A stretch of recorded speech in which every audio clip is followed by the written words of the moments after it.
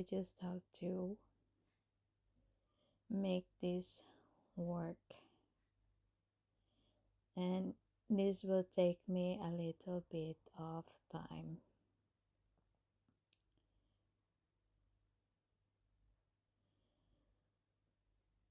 So, in-slice ko ito para madali siyang maluto.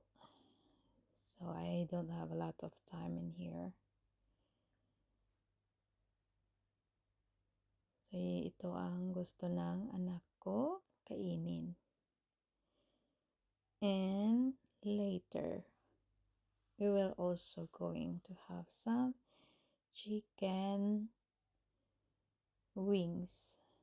So, naluto ko na yung chicken wings nandiyan sa casserole. So, ito naman ang aking lulutuin ngayon. So, ganyan dito guys, ang mga tao is like, they eat more of viands.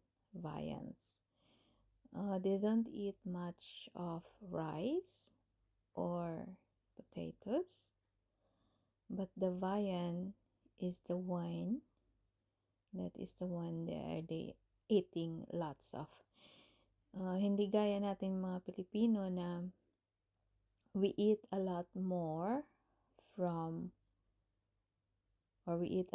of rice, at yung ulam natin is hindi gaanong karami.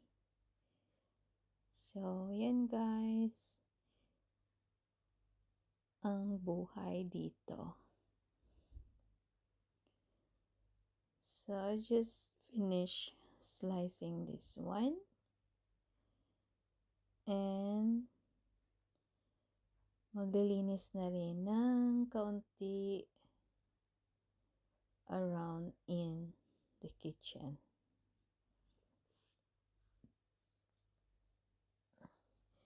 Ang hirap talaga mag-video guys, at saka magluluto, lalo na mag-isa ka. So, pasensya na po kayo sa aking mga videos. It's not that so nice.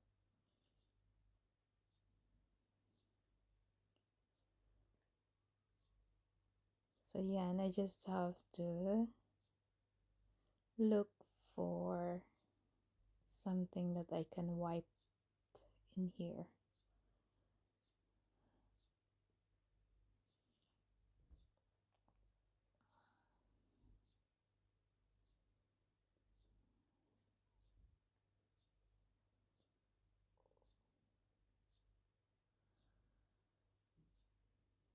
So, yan na guys. Tapos na akong nag-slice. So, that's it. Yung